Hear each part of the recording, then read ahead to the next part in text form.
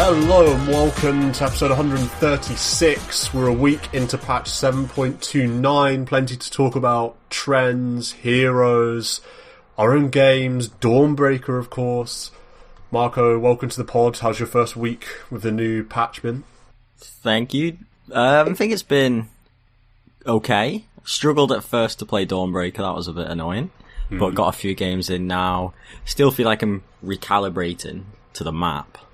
It doesn't feel like a massive seismic change to the map, but still, you think you go into a creep camp and you just met with a bunch of trees and you're like, oh fuck, this is the wrong way. But, yeah, doing good.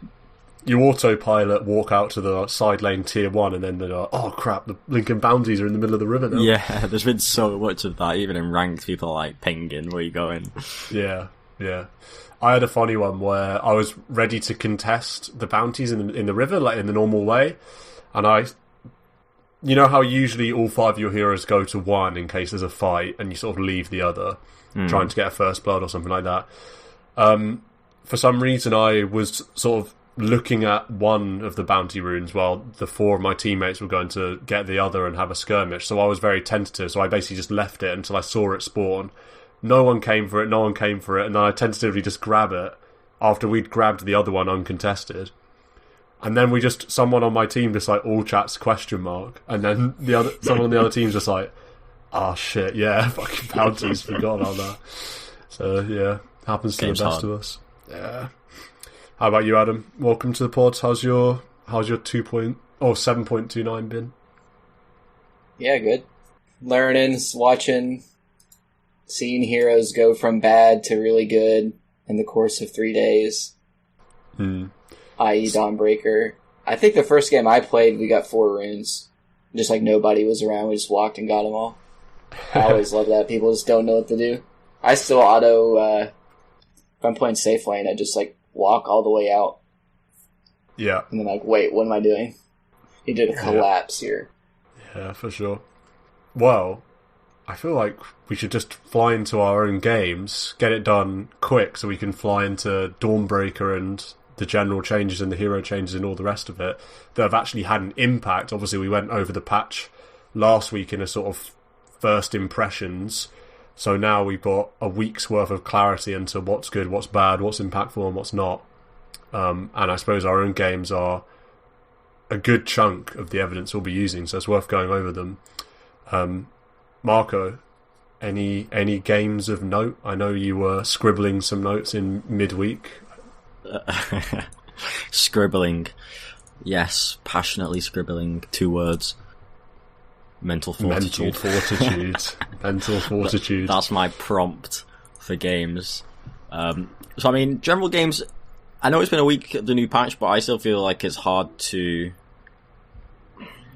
grasp the winners and losers outside Dawnbreaker. I think the Outpost change is one of the most significant ones in terms of game impact. Yeah. But aside from that, I still feel like, trying to figure out and learn about it. One thing that, for me, I saw Yutaro, the Team Spirit CIS high rank player, play a Void Spirit and go 20-0-20. And I was like, oh wow, this is interesting. Faceless Void. Wow, this hero's meant to be dog, what's going on? Looking into the Diffusal change as well, and if you look at the numbers for Diffusal, it is stronger. It's about 12 more damage for an Agi hero. The primary mana burns better. Your illusions do a bit less, but compensated by the main hero doing more. So it's not changed in gold cost, so it's kind of 12 damage, no cost change. It is a little bit better. This is what this Yutaro player went, Diffusal Manta. So it just got me interested. I do like a Diffusal blade. So I played Void Spirit, Faceless Void. Oh my god, played Faceless Void 3 times in a row, which is phenomenal grind of one hero. Yeah, and 2 of those games were unbelievable slugfests.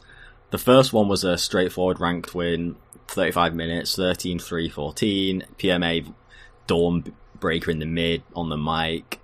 That was part of the reason for picking the Faceless Void as well, that you slap a chrono, and then it just got the natural DB AoE stun follow-up. All cool, great stuff. Second game of Faceless Void, so this was honestly, top three gameplay of life. This is the Divine Rapier Mega Creep comeback. And honestly, I'd love to know how many Mega Creep games I've won in my career. And it can't be more than 10 or 15. Like, maybe can't be more than 20. Surely not. Mega Creep wins are so rare, it's insane. And so this game, I'll put on that PMA segment I suggested, pointing at a flaw that I did a serious misplay, which was somewhat game losing. Our Winter Wyvern curses enemy Luna, who's got Pos 1 Luna, Aghanim, super strong, got 2 enemy heroes hitting the Luna, and I'd choke, and I'd jump over with my Void Spirit and use my Chrono about 2.5 seconds too early. And so I slap down a Chrono very preemptively. I don't do damage to the Luna, neither does the enemy do damage to Luna because they're now frozen and no longer hitting the Luna. And then like the Chrono ends and Wind Ranger gets this sick 2-man shackle, but I mean, really, Luna should have died, then I Chrono and kill the 2 heroes. I really fuck up in it. This was a really big swing in the game, and I get the whole team on my back. They are on my back in a bad way. They are seriously kind of like wanting to take me down the mental darkness hole. So the only solution is you meet the whole team, go for this gung-ho Divine Rapier, 20k. I don't remember the gold and XP swings, but we're back foot, get the Rapier, get the comeback.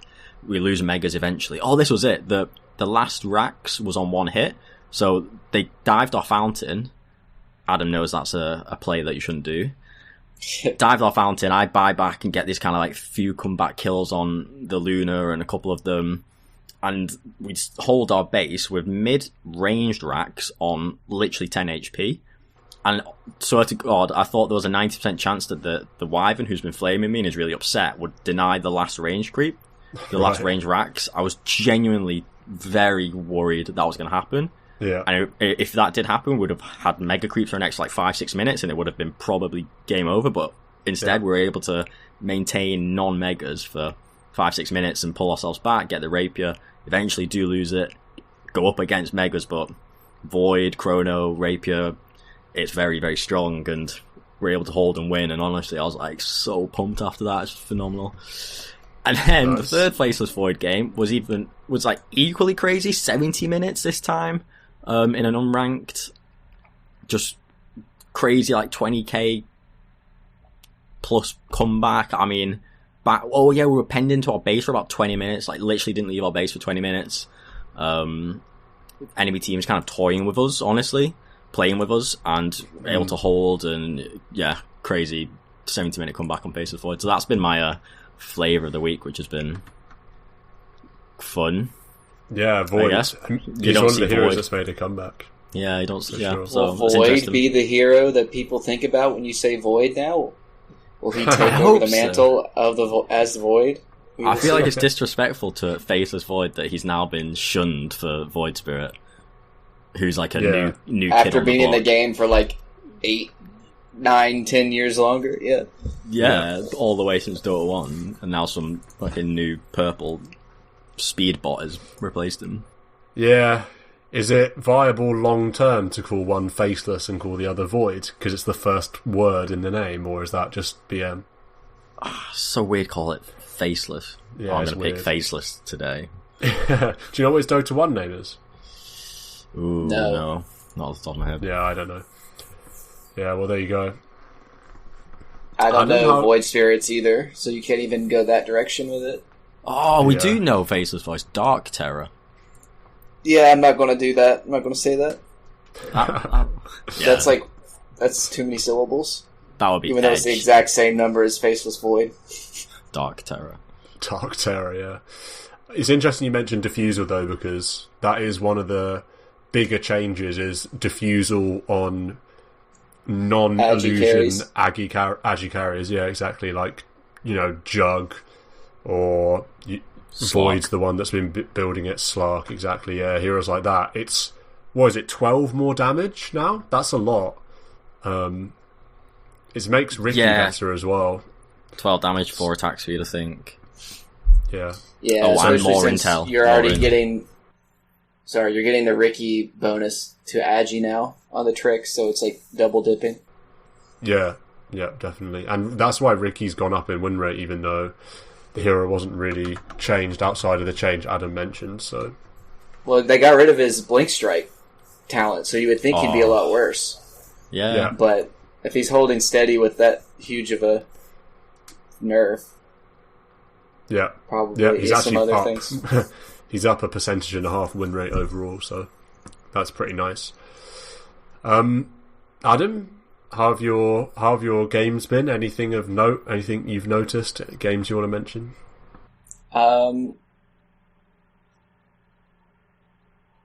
Where do I want to go? I just want to say, in the last pod, I said Diffusal was one of the most buffed items, so nice to see that.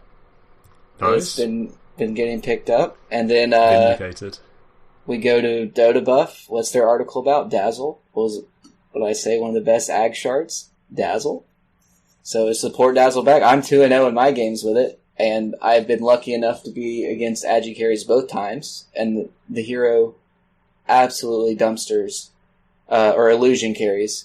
So it is super sick. First game I'm against Naga. She pops song, makes her illusions, surrounds me. I press Q. All the illusions pop. Hex is the real one. Hey guys, here she is right here. Let's kill her. Just destroy her. Like that. It's just trivial.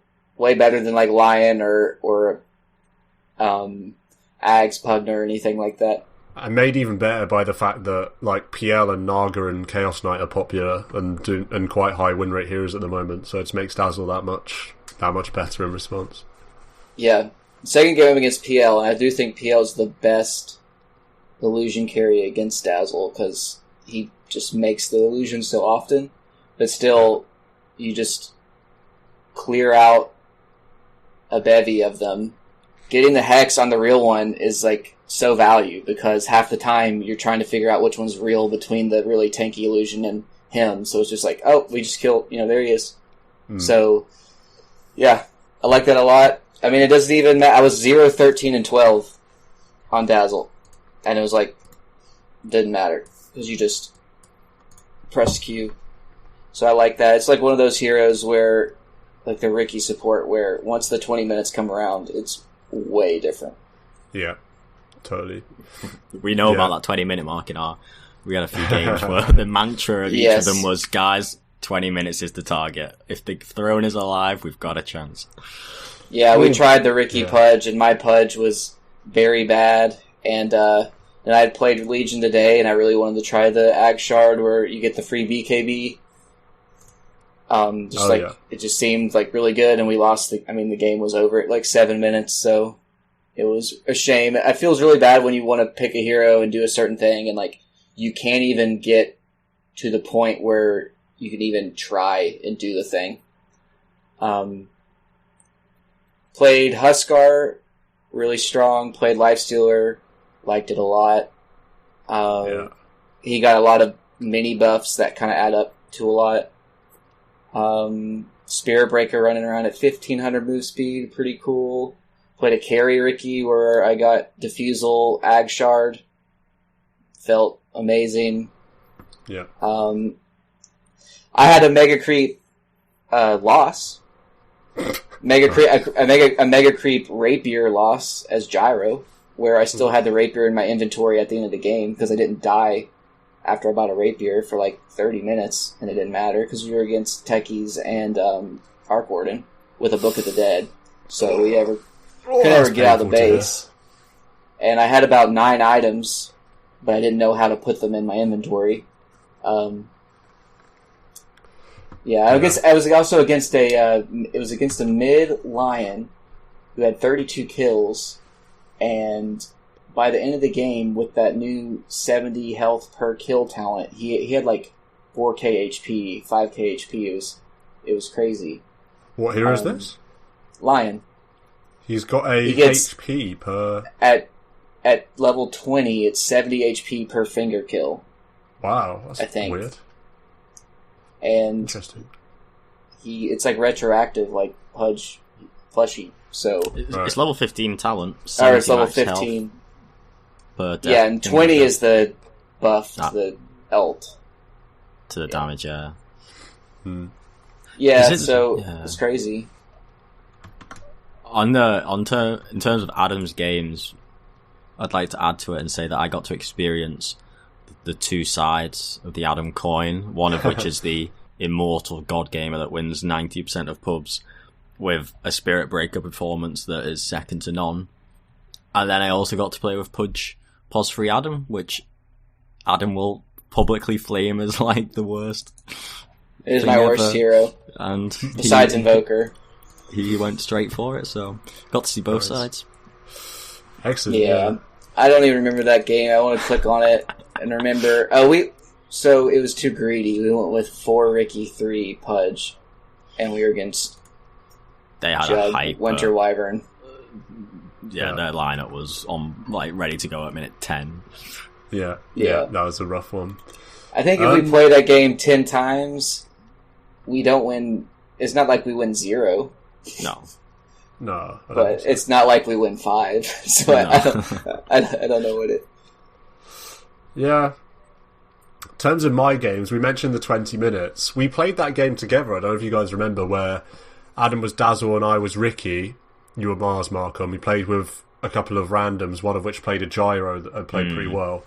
And we're 15k down at 20 minutes, and then as soon as it gets to 20 minutes, Dazzle gets the shard and I get the sleeping dart, and then we just come back from there, and it's sort of plain sailing after being 15k down. So that was quite fun. The magic I was 4 Dazzle and you were 5 Ricky, and the gyro had given up and said, support Ricky's bad. And we're like, it's not even 20 minutes yet, just wait. And then he's like, 30 minutes into the game, he's like, yeah, support Ricky's pretty good. I said, yep. Yeah. Anytime you can change someone's opinion, it's real nice. I'm so in for the support Ricky, and also on the core Ricky. I know Topson played it in DPC. I watched that. That was cool. And Adam played it. It doesn't really matter, core or support. The item's so good, this Ag Shard. Outside of that, played some Huskar. That was fun. Got to get involved there. Just played my first Dawnbreaker game. I'm sure we'll be talking about Dawnbreaker in more detail in a moment for Dawnbreaker Corner, so I'll hold off on that one. Then beyond that, not a whole lot to talk about, really. Played a bit of Mars. I'm interested to play Void Spirit, because Void Spirit's sort of my strongest ranked hero, and I don't know how nerfed he is, so he's probably still fine. He's just not a crushing jack of all traits, free, easy pick hero anymore. So I don't know about that.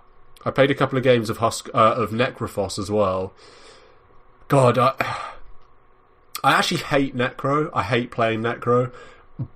Even though it's good, it's all that's good about it, or the main thing that's good about it, is like this ult, this insane ult, and Reapers is a ridiculously effective ult. But when you are losing a game on Necrophos, there's few heroes that feel worse. Just slow, can't do anything. Like, it feels like your hero's actually just worthless. You can't even split push because you're like 2 miles per hour. It's just I so grim. Playing a losing game on Necro is honestly the worst thing ever. And I mentioned a Necro game. I ended up winning this game, but I felt like this halfway through because I was so far behind. And I actually had to eat a bit of humble pie in this game because we were against a sniper, which is a hero I've been seeing quite a lot of recently. And I'm a random 5th who is playing with a 4-stack. And I'm verbalizing that we need to kill this sniper because it's classic sniper gameplay. There have been a couple of team fights in which snipers just been untouched and like wrecked our whole team, and we've got a Sanking and we've got a Faceless Void and we've got a Bat Rider. So I'm thinking we've got to get this sniper, like, come on, we've got Sanking, Bat Rider, Faceless Void, like, please, let's go kill this sniper. So then a team fight happens and I basically make a beeline for this sniper. And SK, he misplays, he blinks in, he stuns like a Razor instead of Sniper, and he could have reached Sniper, I think. that was bad, but I'm like so single focused on this sniper, like kill sniper, kill sniper, kill sniper, that I sort of bait my void into like running, getting this really speculative chrono on a sniper, doesn't kill him, or does kill him, but the rest of us die or something, and then it's like this bad fight for us, and this void like gets really angry with me on is typing, getting really angry. Oh my god, you baited me! Like this is so bad. You're delusional if you think it's correct to go on sniper and all this. And I was like, whatever. I think it's important we kill sniper. We've got Sanking, etc.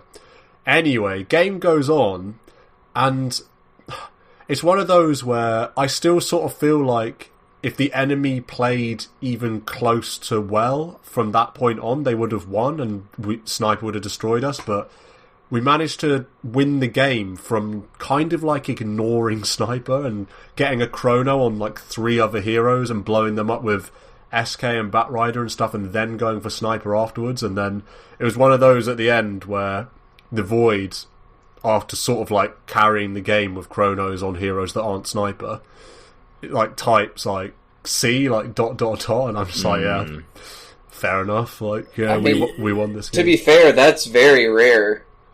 That I feel like if you don't get the sniper in the chrono, he's really happy because that's 5 seconds of him just pepping everyone. Yeah, this game sounds not like the Void won it, but the enemy team lost it.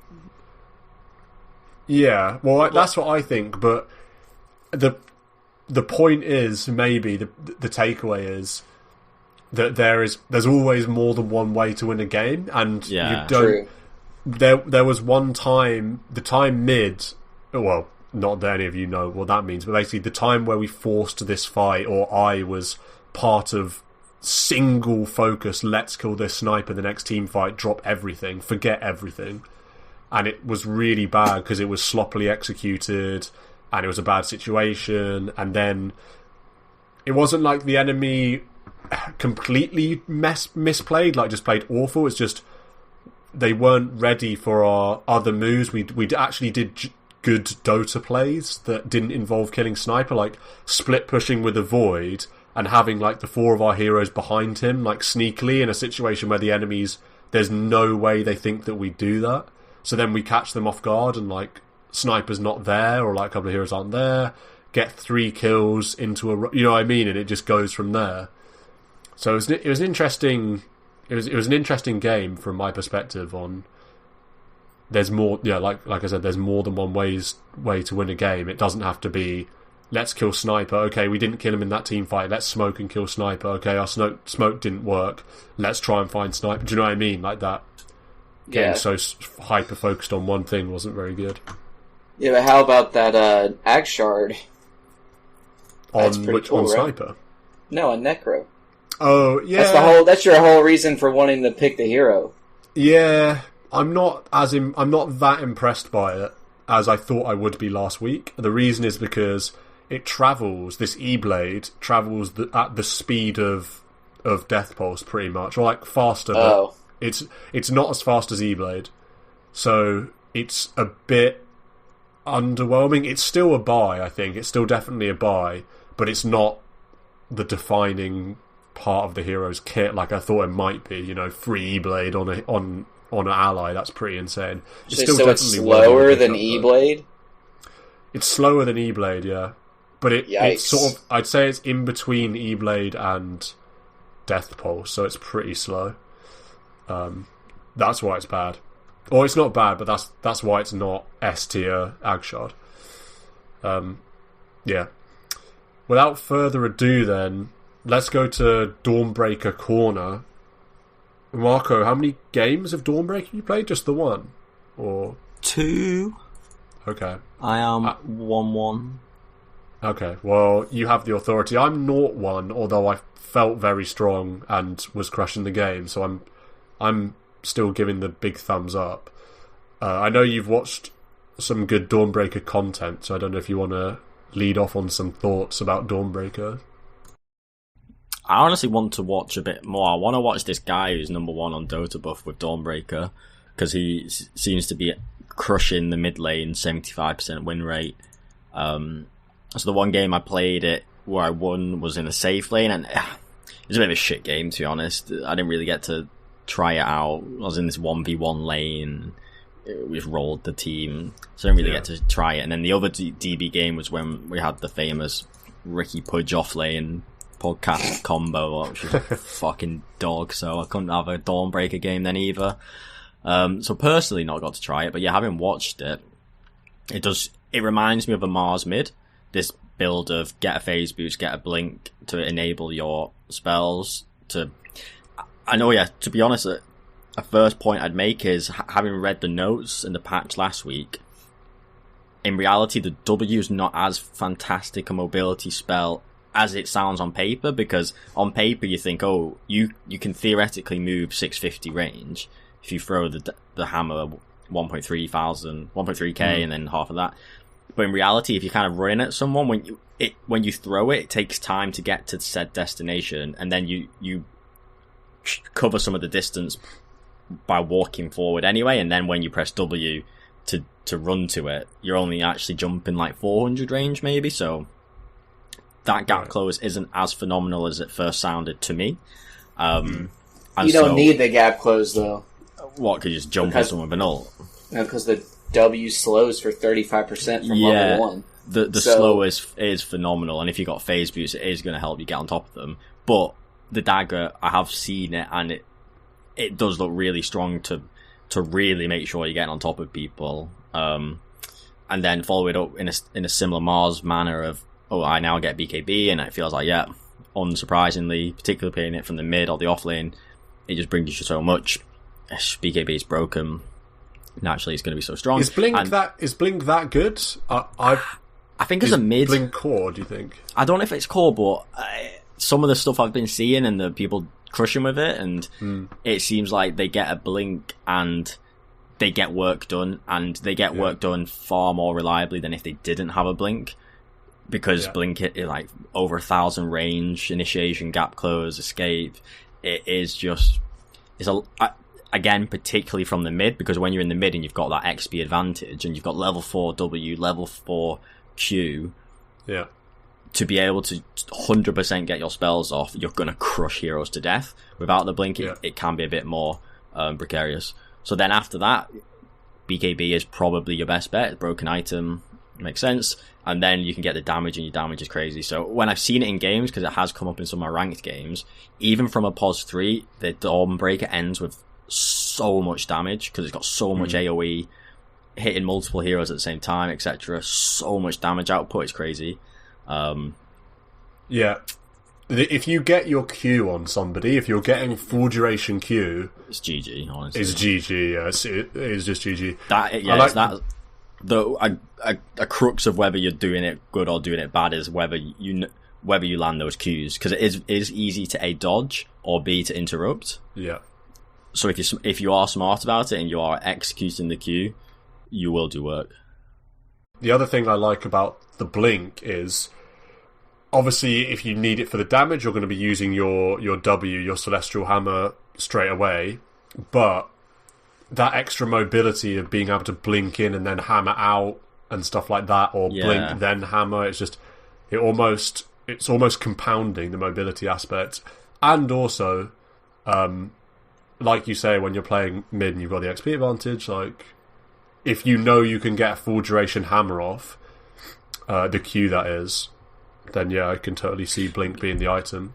Yeah, blink into a Q is, if you know that enemy hero doesn't have any instant disable, it's so strong. And then I think the optimal way that your W can be used is either the escape, or it's the keep on top of someone. So rather than it be an initiation tool, it's not reliable or long enough to be an initiation tool.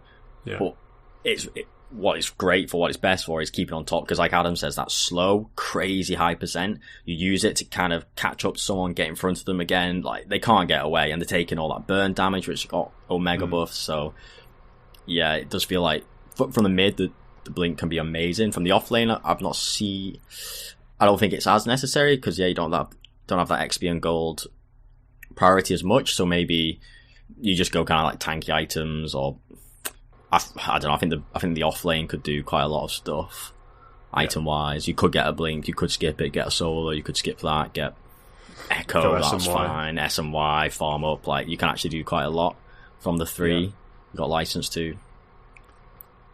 You say that the W Celestial Hammer's not an initiation, and that's right in the late stages of the game, but in the laning, the gap close of the W into Q gives you so much kill potential and damage potential. I just played mid against a Visage, and if the Visage is coming to lane at sort of anything around probably sort of 65% HP, just W into the Visage, pull yourself in straight away, into Q, maybe an extra hit or two, or they're dead. It's so much damage potential. It's the burst in potential in the lane is crazy with the gap close and slow from the Celestial Hammer. It's really, really strong. Adam, I'm interested in what you think this hero is sort of good with, or good against, bad against. Any thoughts on that? Like things you might want to pick it with? How important is synergy with the ult and stuff like that, or is it just pick it every time? I've played it once. I have played it once. I was 0-1. To be fair, that was 4 days ago when the hero was bad. 38% win rate. Then it got buffed through the roof, and it's at 51% after being 38%, which means it is way higher than 51%. And it doesn't matter what you pick it with or against. It's definitely the most OP hero right now, but that is how it is because it's the new hero. So we are in new hero current state. It has started to get a couple of minor touch-ups.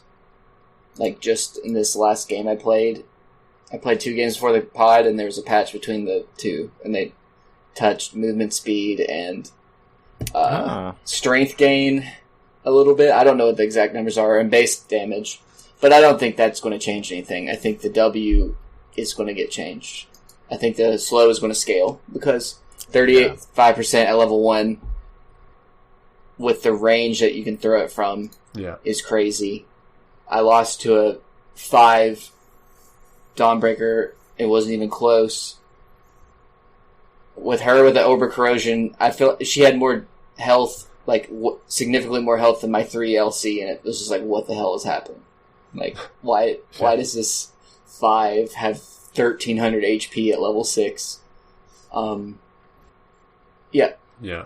No, I just think so the one game I played it was terrible. It felt terrible because every single enemy had an ability that stopped the Q from happening.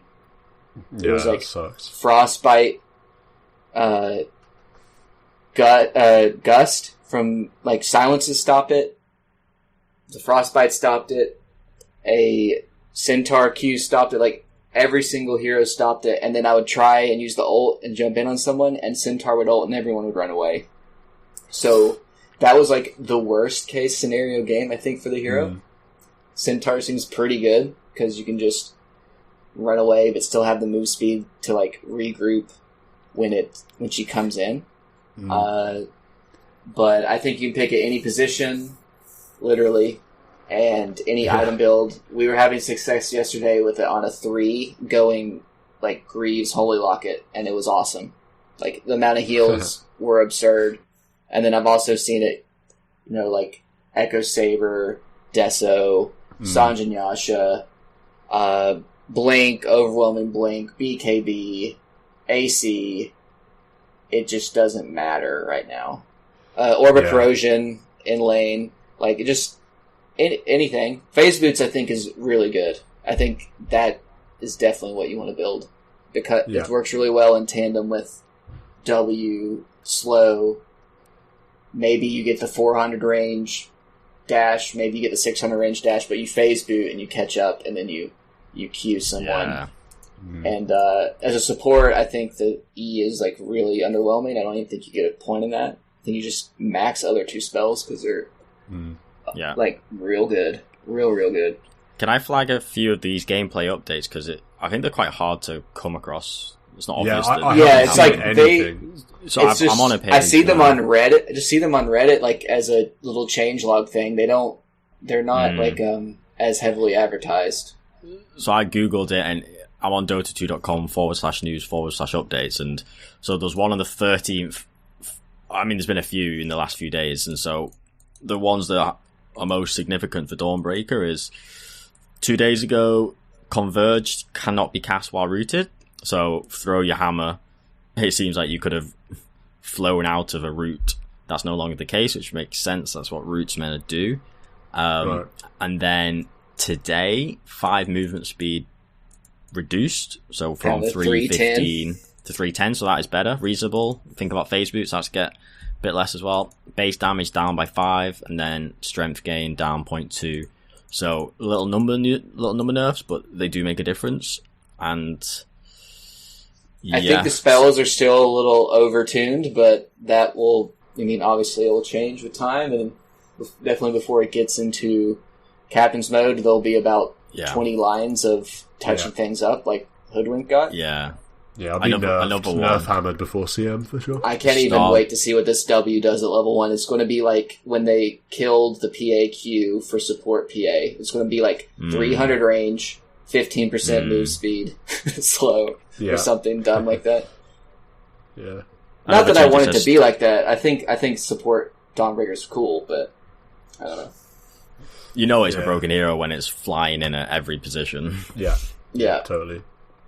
It's interesting the POS 3 because I feel like, having played Dawnbreaker, some of the things I noticed, that first level 6, when you're playing it from mid specifically, it's so hard to play your side lanes against a mid Dawnbreaker with 6, because any kind of aggressive action, any kind of stun setup, and you're dead, and there's nothing you can do about it. You can't. You don't even need to be the aggressive person. They just have to go on you, and she comes in.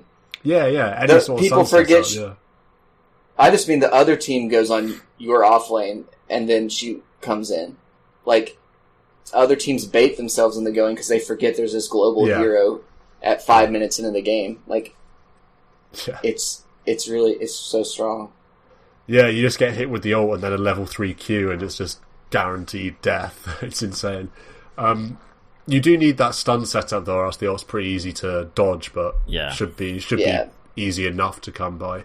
And I also think going later into the game, it really plays well with space-making heroes, like diveable heroes. Think about like an Underlord, or a hero that's quite hard to go on and you've got to commit quite a lot to go on, because then the ult and that turnaround potential is really, really strong. And I think that's an interesting one, and one to consider when you're playing it 3. If you're playing this hero 3, you almost need to sit in a lane to soak up pressure. If you're tanky, you've got a W that D-pushes okay, and you've got a bit of mobility, you're tanky, so you kind of want to be the hero doing that. For example, in the game I just played, I was with a Windranger and a Slark. So I really wanted to be pushing side lanes and farming and then ult in. But when you're playing against Visage Lesh and they're just pushing towers as 5, you could really do with like an Underlord or a big tanky space-making hero that sits in a lane, and then if the Visage Lesh and whatever, the push lineup dives your team, then you can go in. But in this game I sort of found myself stuck between a rock and a hard place, where I want to be getting value out of my ult by not just being next to enemies, de-pushing lanes, but I'm also not the best hero at just sitting in space, because I can't initiate very well. If they can disrupt my Q, then I can't initiate very well. So I thought in this game I was sort of, despite having an incredible start, the hero's kit wasn't very well suited for the game state. No, so I don't think she scales well into the late game. Yeah. But I don't think games are getting to the late game for that to happen. That's true. If that makes sense. Like, she's really powerful up to like 45 minutes. That's a long time to be powerful. I'd say less than that though. Yeah.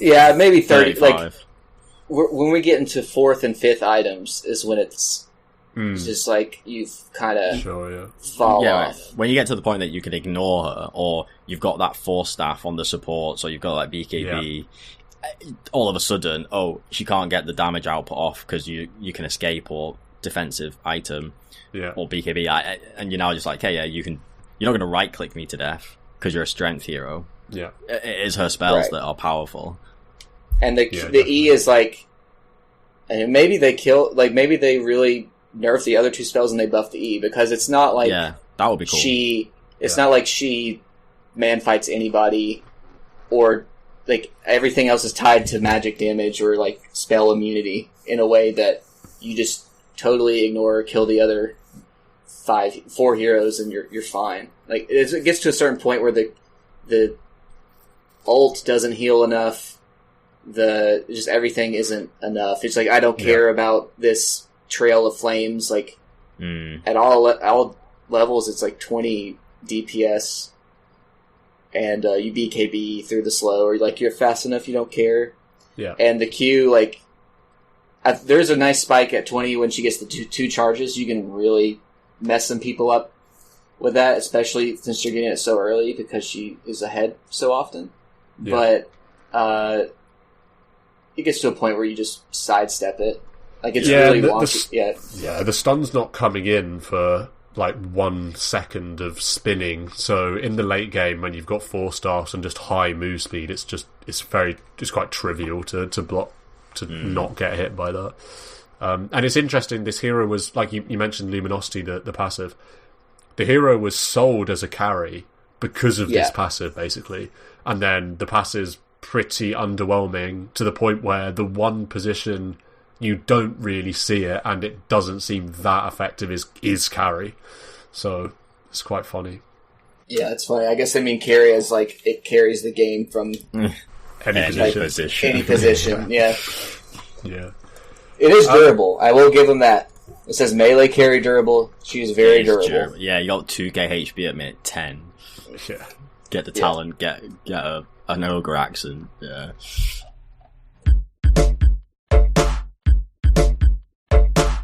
Let's talk about basically the rest of the changes outside of Dawnbreaker. I don't know if we want to talk about maybe some of the general changes first for a few minutes and then go to some of the sort of flavour heroes that have seen a rise in their popularity and their win rates and stuff like that. I think a general change... Go on. I was going to say the one I thought was really big that I think falls through the cracks with a big patch like this because of the map and new hero and all the changes is the Roche dropping the Ag Shard at second Roche. Just because there's some really game-changing Ag Shards, especially now. Like, and then in certain scenarios, you're just like either Huskar or Ursa sneaks that Roche, gets it, and it's just, I don't know, game over. Those are like 2 GG Ag Shards. Yeah, you love the going into the Roche pit on Huskar like an armlet and soloing it at like 16 minutes. That's a good feeling. And then just grab the second one at like 22, save yourself 1.4k gold. Yeah. No, I definitely agree that is an overlooked change. That's not even one that has been talked about or one that I'd noted, but it is important. It makes that second Roche that much more important because I guess it still drops cheese, right? So is it Aegis cheese Ag Shard? Yeah. That's huge. Yeah, that's it's like you don't want to deal with. I mean, that Ursa Ag Shard that's like gives you enrage on your Q.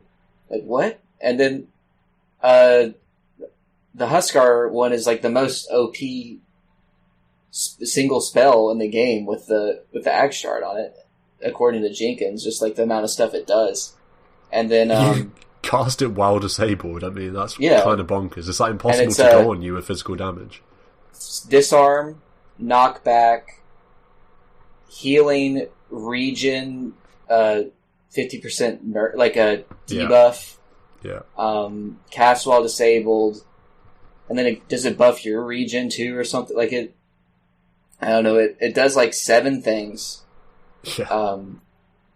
And it's just really, really strong. Or even just imagine you have a Dazzle on your team. Like, okay, our cores have bad shards, but someone's going to have a good one. Someone is going to already be trying to build one. Yeah, it's just like, I mean, 1,400 gold is a pretty big swing in and of itself. You combine that with the Roche, it's probably close to like 2.5K or something. Yeah, between all the things yeah. dropping. Big extra value on the second Ross now. I got an old man negative comment to make, though, that it's so true that the Ag Shard is so important. It's really gone under the radar.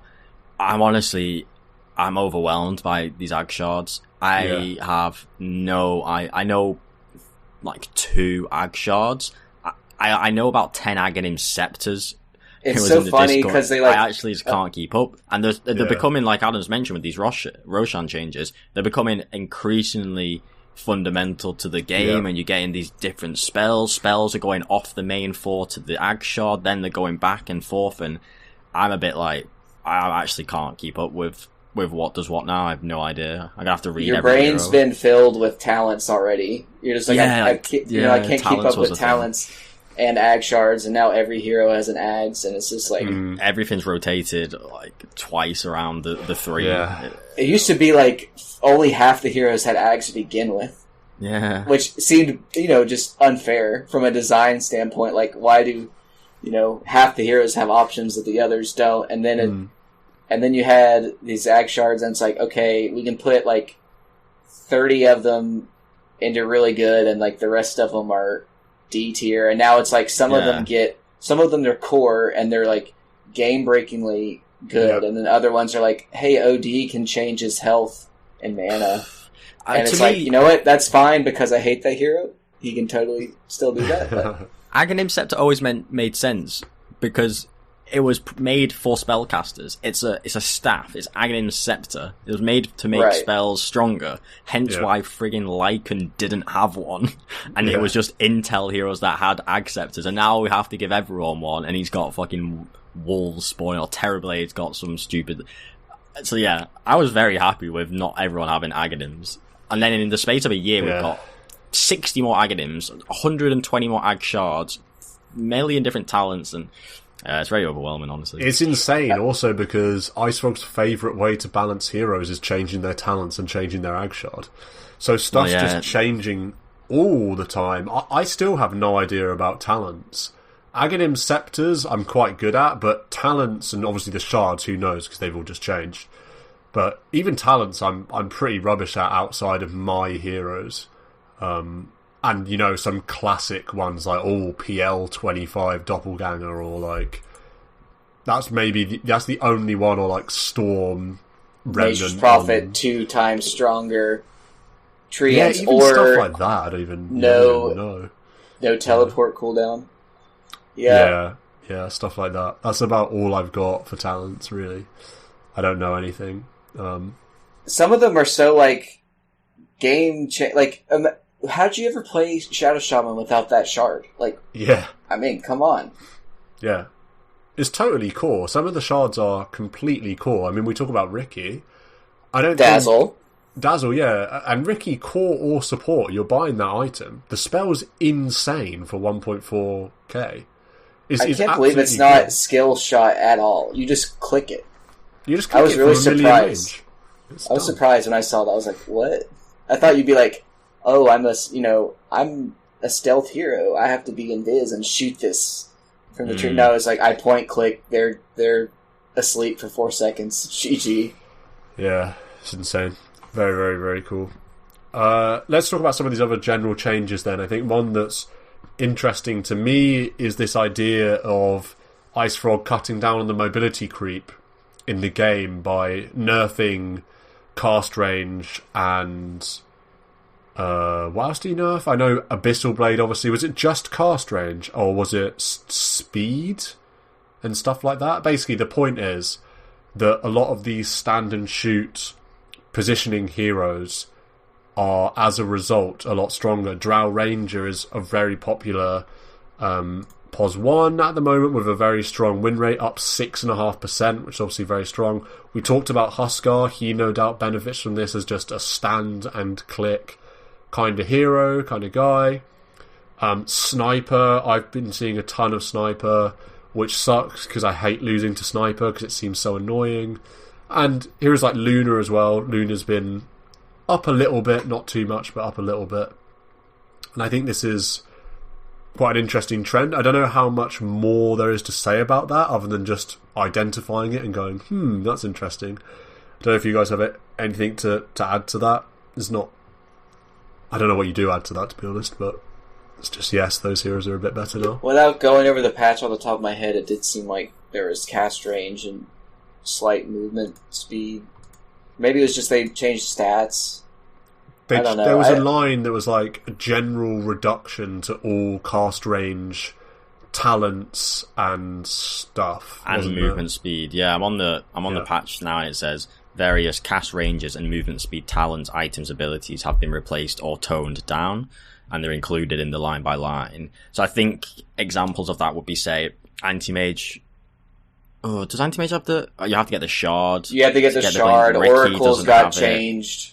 Yeah, like Yule's cast range down, Aetherlen's cast range down, Four-Star cast range down, like all this stuff like that. Yeah, movement speedy stuff. It's super sick. The numbers are very, very minor, but yeah, it does kind of seep in subtly. No abyssal blink. Yeah, I think I also think there's this element of, in theory, yeah, if you extrapolate changes like this, now we've got ranged heroes, say, or the stand and right click heroes that are relatively stronger, and it's their time to shine. I think a lot of it is almost this kind of mentality, wisdom of the crowd, or whatever you call it, where things just catch on, or new ideas are tried and tested, and yeah, they are marginally better now, but then these kind of external social factors and the fact it just gets played more and seen more and investigated more then trickle down, and the meta changes not always because of these hyper rational number reasons, but yeah, do you know what I mean, like the beast of the Dota cosmos, and yeah. So I feel like part of that always does happen with big patches like this. You don't know how changes are going to affect what people are trying. It's like this change to, I don't know, like, why is Drow Ranger more popular and winning more games now? Yeah, like maybe marginally the changes we just discussed makes it a bit harder to get to a positioning based carry like Drow Ranger. But all it would take was some random other change that you hadn't even considered. Yeah. Like suddenly, the Frost Arrow slow's been increased, or so I'll try maxing Frost Arrows, and suddenly people are maxing Frost Arrows totally unrelated to the reason why they originally made that choice, and now suddenly like, I'll try going Yasha for some attack speed so I can get more Frost Arrow, and then, you know what I mean, like all these avenues. There could be like 10 factors that all kind of interlink somehow, different heroes, items, map changes that then come to this final point of, now new hero on the spotlight. But yeah, for sure, the blink stuff, and another one I've just been reminded of, the Abyssal Blade. I think that for sure has materially one of the biggest impacts on the game. Now that you don't have that 600 range gap close, that is, I think, one of the strongest factors for why you could see ranged heroes come back now. Because that was 600 gap range now gone. Oof, big difference. I think I don't know how true this is. I saw in the DPC a bit of Juggernaut being picked. I wonder if Juggernaut's got a relative increase of popularity or value because of Swift / being a gap close. Yeah, it's possible. He's down 3% in win rate, but he's up 5% in pick rate. So that's an interesting one. Didn't they nerf Swift /? Did they? Yeah, they nerfed Swift /, yeah.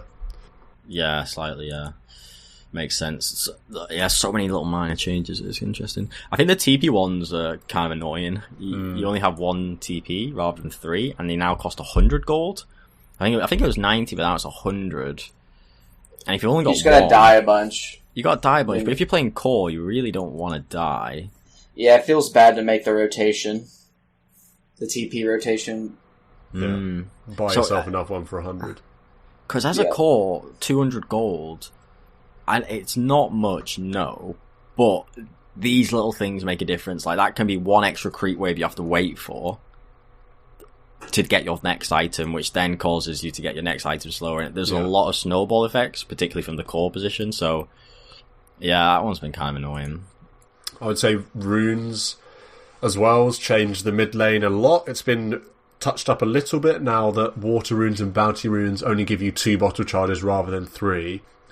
So it's been affected a little bit, but I still think that this bottle mania, bottle craze is here to stay. Because, you get 1 less charge. It really doesn't matter when you're guaranteed a rune at 2 minutes, 3 minutes, 4 minutes, and at 6 minutes. So bottle is in and sustain is in. To what extent that makes an impact, it's hard to say. A lot of the mid heroes that are back in the fold now are not necessarily bottle builders. So it's interesting that now bottle's good. It's almost a nerf to bottle building heroes because rune control's irrelevant when there's runes at both sides of the river at 4 minutes. So playing against some sort of quap or some puck that is guaranteed to get bottle and will control the runes and stuff like that, who cares? I'm just going to the other one and either getting a heal from a water rune, or I'm filling up my bottle and now I've got a ton of sustain anyway. So I don't care that you've got rune control. That's not a concept anymore because there's no single rune to control. Yeah, excess supply of runes. There's a 3-minute bounty as well. Yeah, exactly. Yeah. So I think bottle heroes are actually nerfed from this rune situation, and non-bottle heroes are better, which is sort of a weird juxtaposition of how you would think about it, because but that's the outcome. You can also say greedy mid heroes, perhaps, and greedy in the way of farm intensive. I know you could say conventional tempo mids like a Void Spirit can also fit that mold of greedy farm intensive, but it does feel like with all these bottled charges going around now that the lanes becomes purely get the creeps, nuke it, go to the woods, nuke the neutral camps, go back to the lane, and it's just a farm factory. Do the rotations, but aside from that, it's farm factory. It doesn't seem like there's definitely much there's no dynamism to the mid lane. It feels it's like, farm and nuke can have 100% sustain. The meta is that supports at a good level will be contesting runes or helping you do runes or even bottle filling from base. Like, you've got so much sustain in the mid lane now from these different avenues that it seems kind of dead.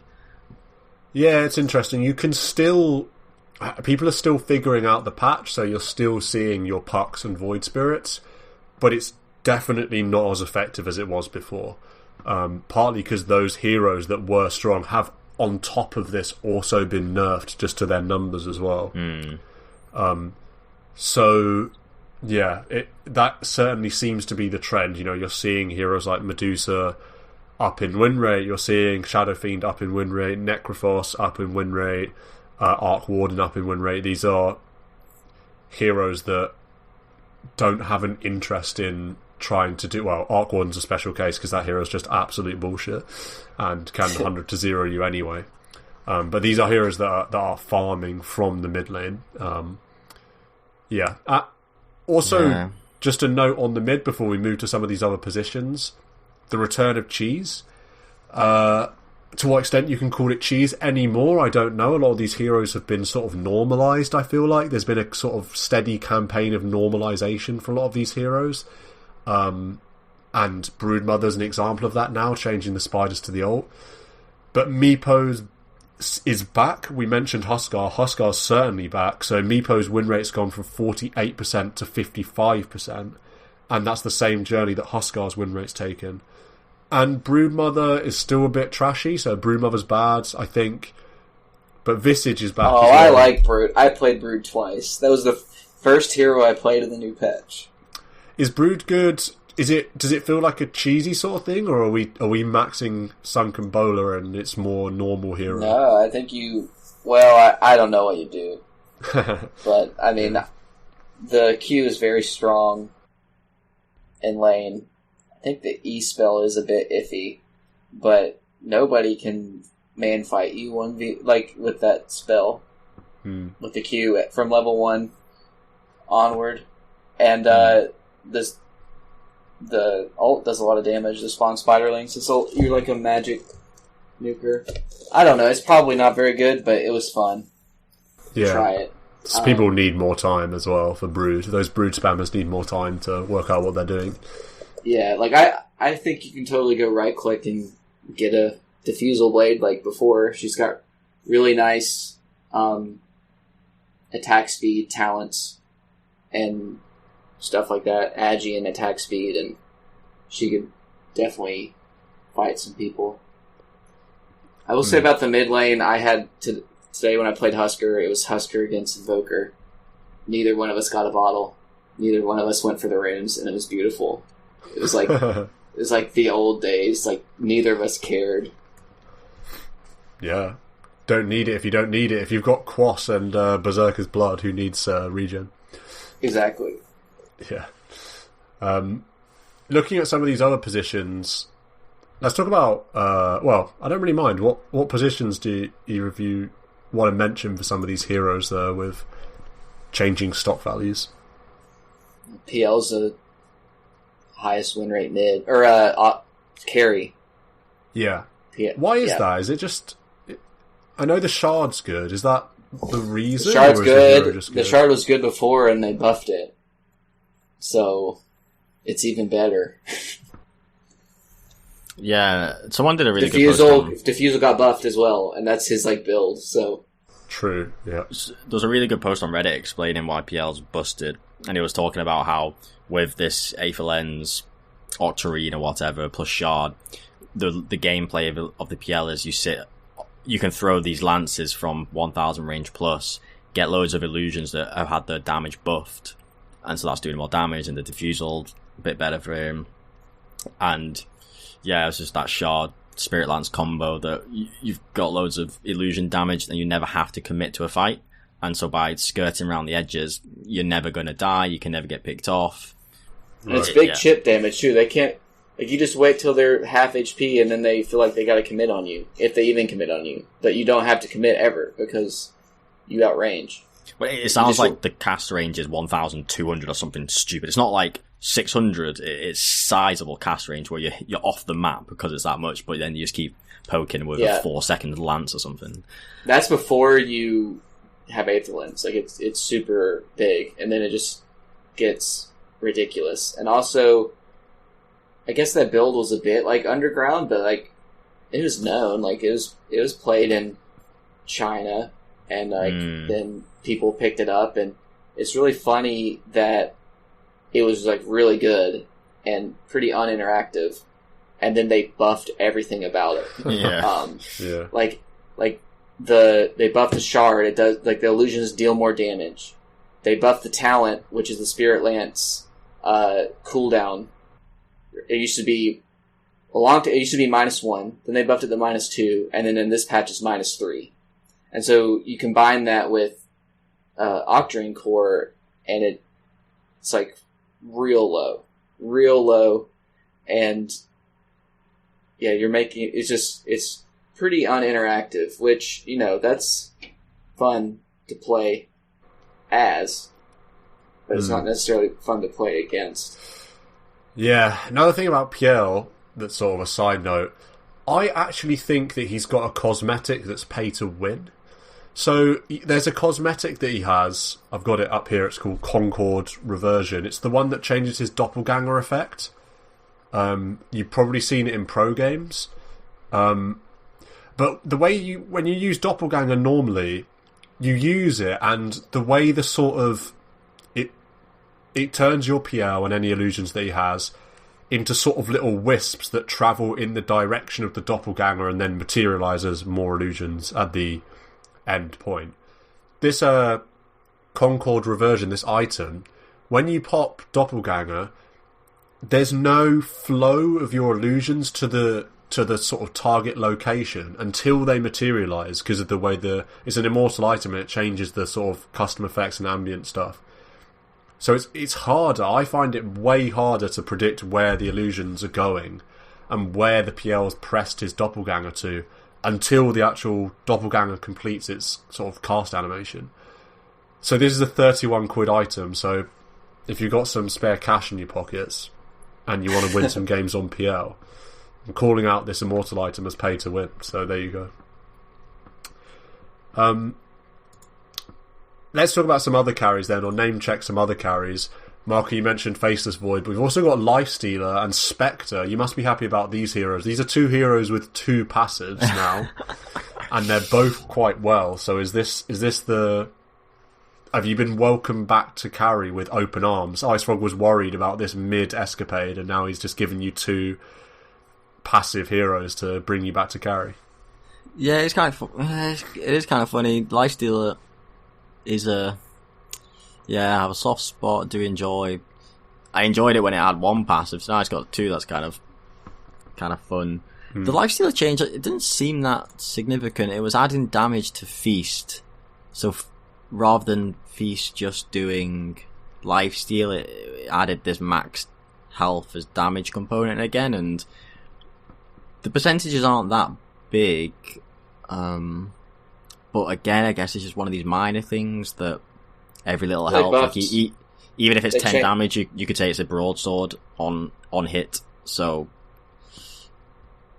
they changed they buffed open wounds.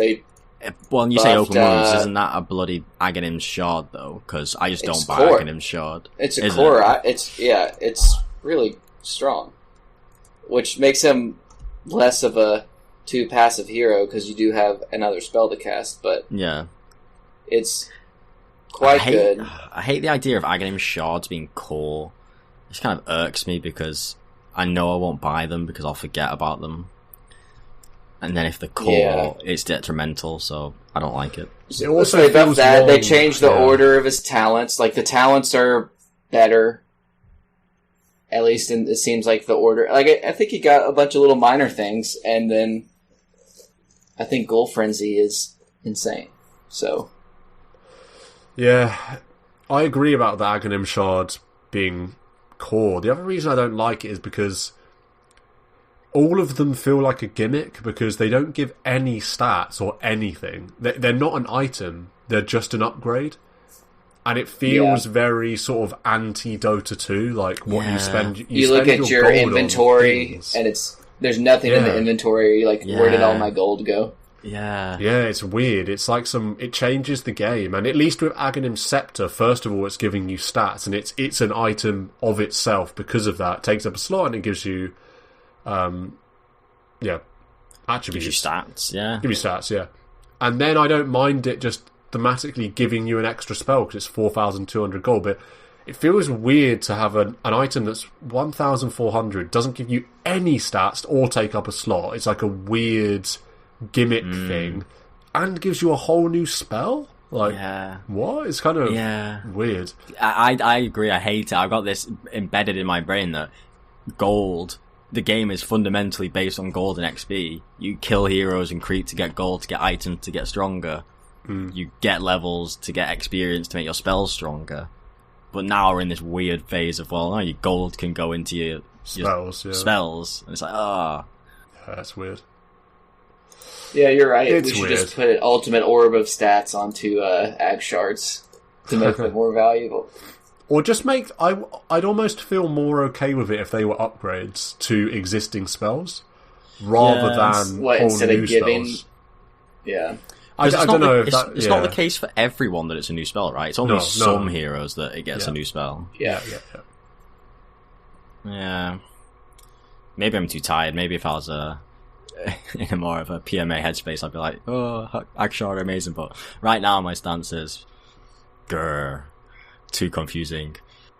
But yeah, I mean, so last point on the lifesteal, I did always feel like the passive, so new name, Goal Frenzy, hard to keep up, but anyway, that passive where you hit someone and you slow them, MS slow, in theory that does sound so great because back beforehand you're only slow, and therefore way to kind of keep on top of someone would be the open wounds, which is a finite duration, and then your own phase boots. But with this passive, it's infinite slow if you're on top of them always, which you absolutely can be.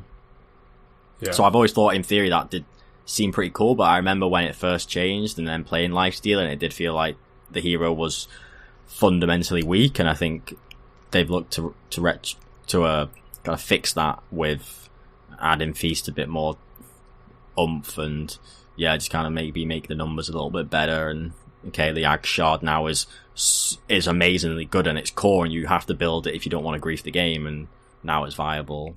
I didn't say that, but well, it could be the case though. I think a lot of people were buying it already, and then they buffed it. Yeah, it seems like it's the tool to get you to that. With this tool, you're gonna fly. Yeah, see, it gives everyone max health as damage per allied hero attack 2%. It's like, who knows all these details of the Ag Shards, honestly? Yeah. So all I know is I pick up open wounds, and all of a sudden I have 3,000 health, like 3,000 healing throughout the game, which is not insignificant. And I don't have any other items that would do that. And then I don't know, it's like max health as damage per allied hero attack. Like it is a lot. It's good for Roche. I don't know. I just like Ghoul Frenzy, honestly, the level 20 talent, because you probably always go the evasion, but plus 10% Ghoul Frenzy slow means it's a 35% move slow, and it gives you a Hyperstone. I played it yesterday and had Molyneux, Sanjin Yasha, Bloodthorn, AC, Swiftblink, and I recommend everyone just try and build as many Hyperstones on that hero as possible, because it's really fun to just hit really fast.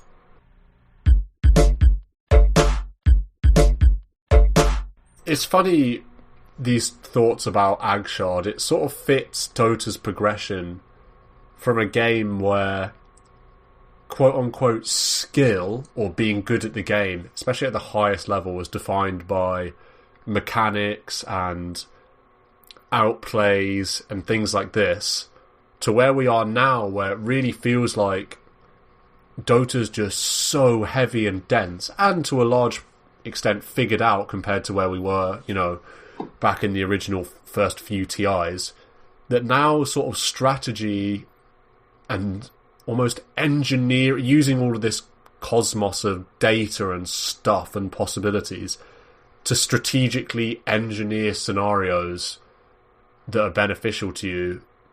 It's sort of turned into that kind of game. You think about the difference between the first, say, TI1 and TI2 and outplays and skill and Sumail crushing when he came onto the scene, compared to now where, Seb's winning TI, not a very, not someone you think of as like a mechanical god, but because, OG have managed to generate some sort of like BS gimmicky scenarios with damage reduction and like all this stuff. You think there's so much possibility for weird stuff like that now, with all these Ag Shards and like all of this crazy possibilities for items and weird stuff that works well, and synergies that people haven't thought of. It almost feels like going into the next TI, it's just who can master like the weird, like who can figure out that IO carries like completely busted because of the talents. Who can figure out that this Ag Shard combined with this other hero when he takes this talent. Do you know what I mean? Like weird stuff like that's just going to be broken.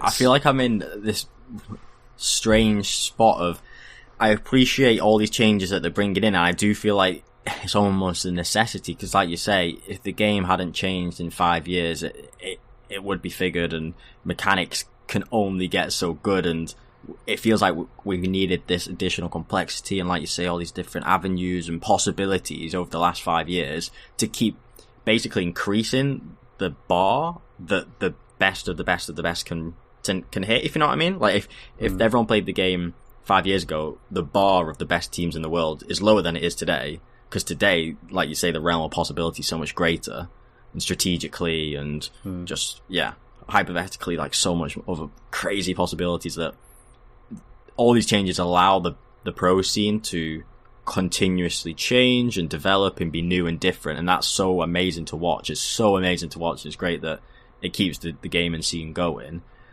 But my issue is, I feel like I'm in this, particularly when you're playing these very competitive games, I just want to hit creeps like Dota 1 and have it basic and not have to worry about an ag shard and just kind of play a simple game. And if you're playing in really competitive games, you kind of can't afford to be that dumb. Yeah. And so I feel like I'm like, oh, I want it, but I don't want it. So I totally agree, yeah. But then I'd disclaimer that I do think it's easy for us to get caught up in it, and in reality, like the vast majority of games are unranked, and in an unranked game, like you don't have to be playing hyper competitive, hyper concentrating, etc. And you can have fun, and you can just play around with all these different gimmicks and stuff. But yeah, like me and you, Adam can gauge, if you want to be playing super competitively, like you do have to keep up with all of this. It's not just, you can't just rely on mechanics and knowledge from a year ago. Like it really does matter. So yeah, it's a strange. Totally. But I'm very happy. But yeah, it's just kind of an interesting observation. Yeah, and it's interesting also with the pro scene and how developed 5-man captains mode Dota strategy is. It feels so hard to. It feels so hard for someone to break into that. You know what I mean? Having said that, you do get. I guess teams like Thunder Predator prove you wrong. I guess because none of those guys are veterans that are like, oh, none of them have been like taught by the gods of Dota, like some puppy or Kuroki or something that's just like seen the entire development and like knows exactly all the stuff. So yeah, who knows? I think in general it's good though. Everyone wants a fresh game. Any other heroes we want to name check before we close out? Any other heroes on the rise? We haven't mentioned offlane, but I don't know how much there is to mention really. I sort of struggled with the offlane. Darkseer, Omni Knight and Enigma doing well. Enigma doing well still somehow, despite the change to demonic conversion. I don't know if there's anything else you want to name check. I mean, that's very surprising. Yeah. I haven't seen one yet. Yeah, I don't understand. It's got a 55% win rate. It's plus 2%. So I don't understand how that's possible, but that's the facts, according to Dota Buff. He's got to get level 3 before, like 50-second cooldown on the conversion is insane. And that's the only change they made. So I don't know. Who knows? Some weird things going on with Enigma. Who knows? Yeah, well, I mean, if there's nothing else to mention, we'll be back again next week. Do you want me to flame corner? Yeah, sure. Go on, do a little flame corner. Let's go. I've got 2 flame corners, but I'll just do the shorter one, which is Diana Flame.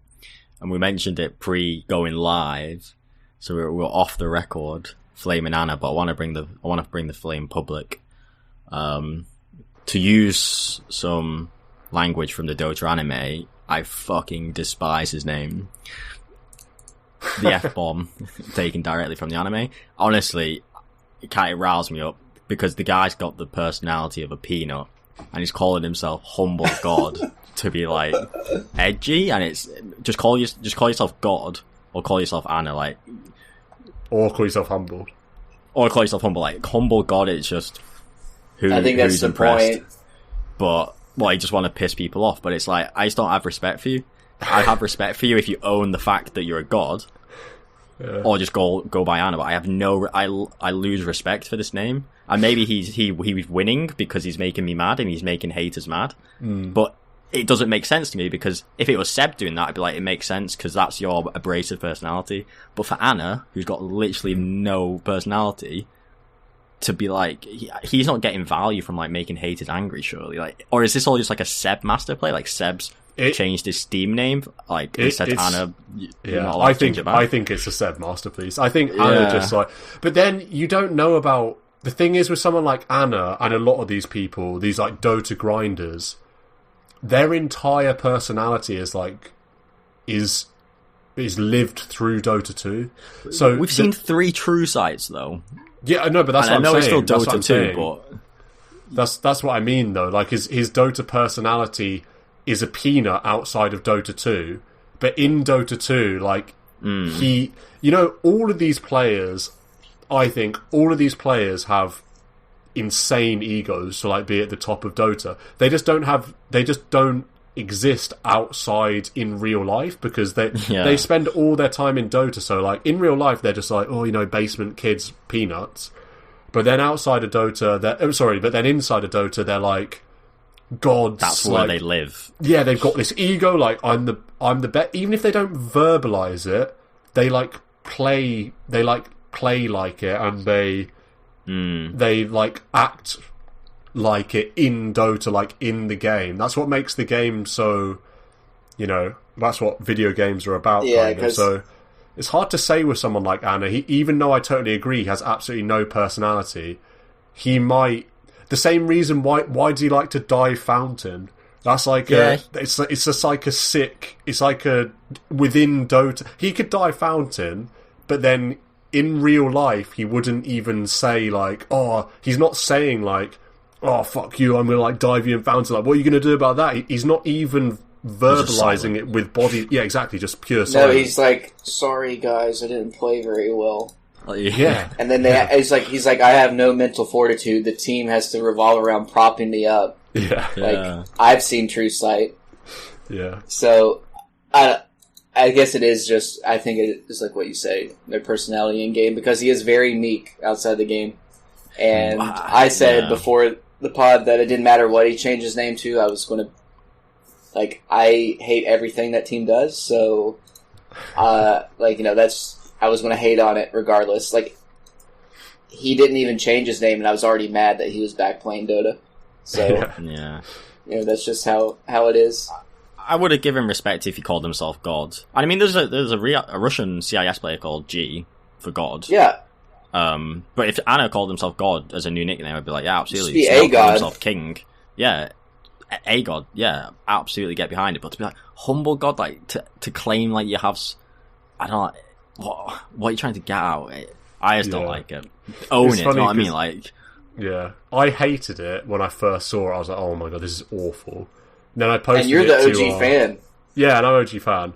And then I posted it to the Dota boys, and then Nick and Adam, like, or was it Nick and you? I can't remember. Hated on it as well. I'm like, oh my god, it's awful. And then I liked it. And then I sort of liked it. 'Cause if it's like triggering like EG fans and stuff, then I kind of like it. Yeah, you gotta. I mean, you gotta. He's you know. Yeah. You gotta stand by your team. So it's this ultimate strategy of making the OG fanbase even stronger and more kind of repelling of anyone who's non-OG, and just solidifying the tribe of OG that even if you hate this name, you've got to like it because every non-OG fan hates it. Yeah. And also the grim part about it, I don't know if you caught this in the DPC coverage of the OG game, and to what extent this is unbreakable, I don't know, but Shiva was saying that Humblegod is like the official name that Anna gave on like his, you know, his contract and forms for OG and DPC, which means apparently it means like contractually has to stick with that game until after TI, like through. So he has to be called Humblegod. No. Like, I mean, this is the thing. Like, obviously, I'm sure you can just change something like that. Is it really? Is it really like contractually obligated? But like, apparently, that's his official name. Like throughout the DPC season now. I saw clips of the game that they played, and OD was still calling him Anna. So I'm like, that's fine. Just don't even acknowledge that he's chosen that cringe name. Fogged was like, I can't call him that, and then Moxie was calling him Humblegod, like really going for it. Yeah. I'd be amazed if he's called Humblegod at TI. I'll be amazed. It's just like the history of him at TI. Like, why would you change it after such success? It's like your legacy. Like there's been no successful. I don't feel like there's been many successful name changes. It's like Eurus. Seb. No one says Seb. Eurus. Yes. Yeah, Seb, I suppose. Yeah, Seb's the only one. Because, like, No Tail tried to change his name to Big Daddy, and it just didn't work. And then it was Big Daddy, No Tail, and then it's back to No Tail. Yeah. And, like, Eurus, everyone just calls him Paparazzi. Like, the only one... And also Somnus. People still call him Maybe, mostly, I would say. Yeah. So... Yeah, it's hard. Sweaty melons, that had to go. Yeah, that's a good one. Yeah, I don't know. Like, honestly, I saw name change. I was like, that's dumb. But it didn't really get me mad. Like, I was just so mad that he was playing again because I don't understand how anybody plays for that team outside of TI. If you're a carry, why do you play for that team outside of TI? You know you're going to get kicked and get replaced with Ana at TI. It's like so like disrespectful to yourself to like sign up for that. Like, you're not going to outplay him. So like, what are you doing to yourself? And they can't keep getting away with like picking up people for 9 months out of the year. It makes me so upset. Yeah, they wanted to go with Sumeo, and I think they would have played with Sumeo at TI if COVID hadn't happened. Right. Because Ana was said he was going to take a whole year off, but it's almost he ended up doing it, because of COVID. It's bizarre. But I think mid one was doomed from day one. As soon as he started playing carry, I think he was doomed. He was just like everyone knew a husk, coming a warm husk, like warming the chair for him to come back. Like, it's just... Yeah. It's like the worst kept secret. Yeah. I mean, he even said when he left, I'm going to come back in a year. So, yeah. Well... Yeah. There you go. We'll have to see. Who knows, maybe they'll be rubbish and they just won't qualify for another major and then they won't qualify for TI. I won't breathe a sigh of relief until they get eliminated because they were trash at the group stage. It looked like they were going to get knocked out, and then they turned it around. So, yeah, it doesn't matter if they're like 0-10 and they sneak into the last lower bracket spot. Like, they'll just pull off some run and win again, and then there'll be nothing left to cheer for in Dota. It'll be like a 3-time winner, lower bracket run, underdog. It's just like, please don't ruin the game for me. Yeah. Even if they don't get leave some scraps for the rest of these teams. Even if they don't get to the major, they are automatically in the open qualifiers, so they'll just run through that. Yeah. There aren't any open qualifiers, are there? The open it's not open. It's, I guess, closed qualifier. It's anyone who's in the DPC upper or lower division. Anyone who doesn't get auto into TI. They're really not inviting the former champion. That was really nice about the old TI. Was that if you, year on year, defending champion, like, you should be able to play. I quite liked the invites in past years. The only one with an invite I actually watched was TI7 because I wasn't around for TI6. But the invite system was kind of interesting. I remember listening to a podcast when they announced the invites and like how it was generally agreed that those were the correct invites and it was done quite well and all that. So, yeah, there you go. I guess it's more fair this way, I suppose, or more regionally balanced, I guess. Who knows? Yeah. Anyway, that's all for this week, episode 136. Join us again in a week's time, and until then, pick some Dawnbreaker and have a final whistle in the meantime.